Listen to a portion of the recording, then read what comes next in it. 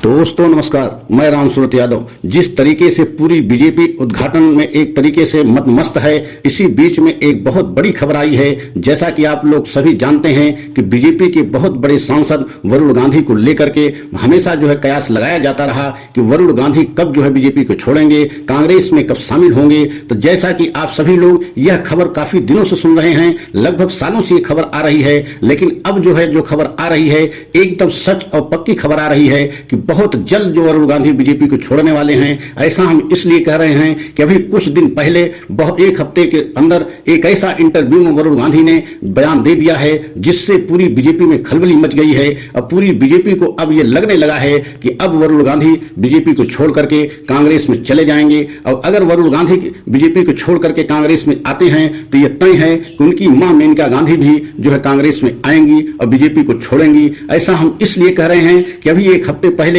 वरुण गांधी एक इंटरव्यू में एक इतना बड़ा बयान दे दिया है जिससे पूरी बीजेपी में खलबली मच गई है। और वरुण गांधी ने उस इंटरव्यू में स्पष्ट तौर से कहा है, पंडित जवाहरलाल नेहरू की प्रशंसा किया है और बताया है कि नेहरू जी देश के लिए कितना बड़ा त्याग किया, कितनी बड़ी कुर्बानी दिया। और हमारे परिवार के ही इंदिरा जी एवं राजीव गांधी, इंदिरा जी हमारी दादी और राजीव गांधी हमारे बड़े पापा, मतलब हमारे देश के लिए शहादत दे दी। और सबसे बड़ी कुर्बानी हमारे परिवार ने ही पूरे देश के लिए दिया।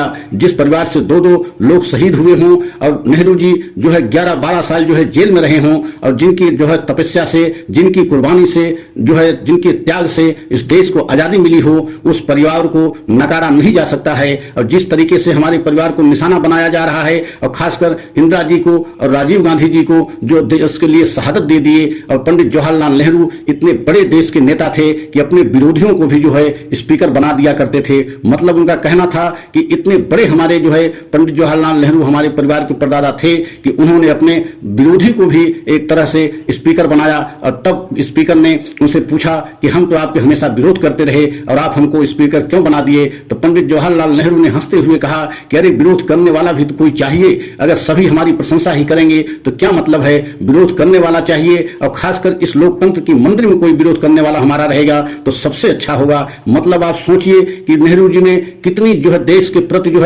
आस्था थी कि अपने विरोधियों को भी स्पीकर बनाया करते थे। लेकिन आज हमारे देश की सरकार एक तरीके से उन्हीं परिवार को निशाने पर लेकर के चुनाव जीतने का हथकंडा अपना लिया है। और जिस परिवार में 2-2, 3-3 लोग शहादत दे दिए हों, जिनकी वजह से यह पूरा एक तरीके से देश आजाद हुआ हो, अहम भूमिका निभाया हो जो परिवार, उसी परिवार को निशाने पर लिया जा रहा है। यह सारी प्रशंसा करने के बाद पूरी बीजेपी में खलबली मच गई है कि अब वह दिन दूर नहीं है जब वरुण गांधी कांग्रेस में चले जाएंगे। तो एक तरफ हमने देखा है कि संसद भवन का उद्घाटन हो रहा है, पूरी बीजेपी खुशहाली मना रही है, लेकिन ही अंदर एक तरीके से बीजेपी की जमीन भी खिसक रही है। आप सोच नहीं सकते कि वरुण गांधी अगर बीजेपी छोड़ करके कांग्रेस में आते हैं और उनकी मां मेनका गांधी बीजेपी छोड़ करके कांग्रेस में आती है तो आप समझ लीजिए कि उत्तर प्रदेश में पूरी जमीन बीजेपी के खिसक जाएगी। क्योंकि ये दोनों इतने बड़े कद के नेता उत्तर प्रदेश के हैं कि इनकी पूरे उत्तर प्रदेश में बहुत लोग चाहने वाले हैं। मतलब आने वाले समय में एक तरीके से बीजेपी की मुश्किल इतनी बढ़ जाएगी जिसकी बीजेपी कल्पना नहीं किया था। और आप सोच सकते हैं कि अब वह दिन दूर नहीं है कि जब वरुण गांधी कांग्रेस में देखे जाएंगे, क्योंकि वो बहुत जल्द कांग्रेस में शामिल होने वाले हैं। जिस तरीके से राहुल गांधी को लोकप्रियता पूरे देश में इस समय बढ़ रही है और राहुल गांधी के नेतृत्व में पूरा विपक्ष एक मंच पे आने के लिए तैयार भी हो गया है। और अभी आपने देखा है कि संसद भवन के उद्घाटन को लेकर के लगभग 20 विपक्षी पार्टियों ने संसद भवन के उद्घाटन का बहिष्कार कर दिया। तो आप सोच नहीं सकते हैं कि 20 पार्टियां अगर किसी समारोह का बहिष्कार कर दें तो आप कल्पना कीजिए कि मात्र सरकार ही उस समारोह का उद्घाटन किया और एक तरीके से विपक्ष की कोई पार्टी उसमें शामिल नहीं हुई। तो अगर इस तरीके के पूरे देश में माहौल बन रहा है कि विपक्ष की सारी पार्टियां कांग्रेस के नेतृत्व में और राहुल गांधी के नेतृत्व में एक मंच पे आने के लिए तैयार हैं, तो अब वरुण गांधी को यह लगने लगा है कि वह समय अब दूर नहीं है जब हमें तत्काल कांग्रेस में शामिल होना चाहिए। राहुल गांधी के हाथ को मजबूत करना चाहिए, अपने परिवार को मजबूत करना चाहिए, कांग्रेस को मजबूत करना चाहिए। क्योंकि यही परिवार है,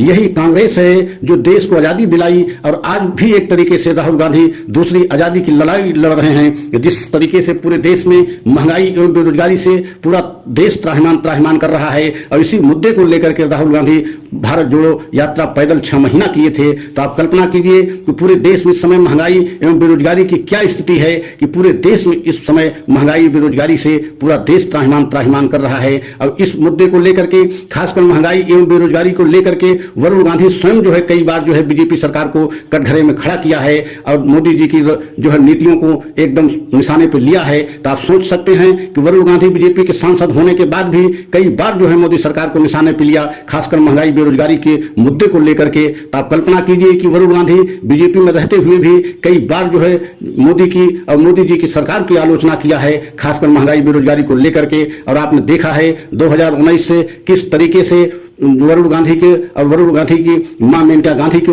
एक तरीके से बीजेपी एकदम जो है दरकिनार कर दिया है। उनको किसी तरीके का सम्मान नहीं दिया, न किसी बड़े पद पे रखा, यहां तक कि मेनका गांधी को मंत्री तक नहीं बनाया और न वरुण गांधी को बनाया। तो अब वह समय आ गया है कि बहुत जल्द वह समय आप सभी देशवासियों को सामने दिखेगा जब वरुण गांधी कांग्रेस में आपको दिखाई देंगे, राहुल गांधी के साथ मंच शेयर करते हुए दिखाई देंगे और वरुण गांधी राहुल गांधी के साथ हर मंच पे दिखाई देंगे और कांग्रेस का हाथ मजबूत करेंगे। क्योंकि जब पूरा विपक्ष इस समय राहुल गांधी के साथ कांग्रेस के साथ आ गया है, तब वरुण गांधी को भी लग रहा है कि ऐसे समय में हम अपने घर वापसी नहीं करते हैं, राहुल गांधी अपने भाई चचेरे भाई के साथ नहीं देते हैं, तो आने वाले समय में देश की जनता हमें माफ नहीं करेगी। यही वजह है कि वरुण गांधी को अब यह लगने लगा है कि जितनी जल्दी हो हमें कांग्रेस में चलना चाहिए और अब कांग्रेस में आने के लिए एकदम तैयार भी हो गए हैं। जिस तरीके से इंटरव्यू में उन्होंने यह संकेत दिया है और खासकर नेहरू जी की प्रशंसा करके एवं इंदिरा गांधी की जो है शहादत को लेकर के, राजीव गांधी की शहादत को लेकर के जिस तरीके को उन्होंने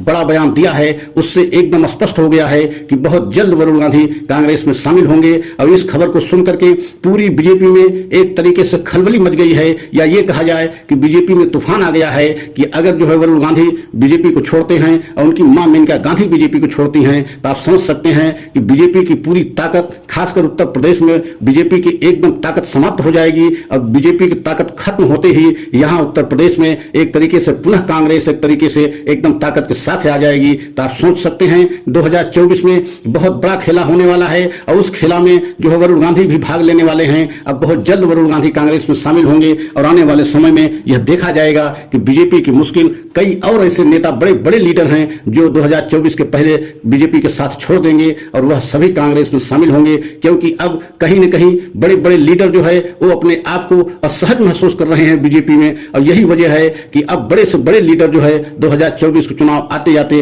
बीजेपी को छोड़ करके कांग्रेस में शामिल होंगे। और उसी कड़ी में जो सबसे पहले जो है बीजेपी को छोड़ करके कांग्रेस में शामिल होने वाले हैं वो वरुण गांधी हैं और उनके साथ उनकी मां भी आ सकती हैं। जिस तरीके से विशेष सूत्रों से खबर मिल रही है, ये बहुत जल्द जो है ये घटना आप सभी देशवासियों को सामने दिखेगी। तो अगर हमारा यह सच अच्छा लगा हो तो लाइक सब्सक्राइब करें, कमेंट के द्वारा अपनी राय अवश्य दें कि क्या वरुण गांधी को और मेनका गांधी को तत्काल जो है बीजेपी छोड़ करके कांग्रेस में आ जाना चाहिए, और उनके आने से क्या बीजेपी कमजोर हो जाएगी और कांग्रेस बहुत मजबूती के साथ जो है 2024 में चुनाव लड़ेगी। इन सारी खबरों पे आप लोग अपना कमेंट जरूर दें, जिससे कि हमें अगला वीडियो बनाने में ताकत मिले। और इसी के साथ अगर वीडियो अच्छा लगा हो तो लाइक सब्सक्राइब करें। जय हिंद, जय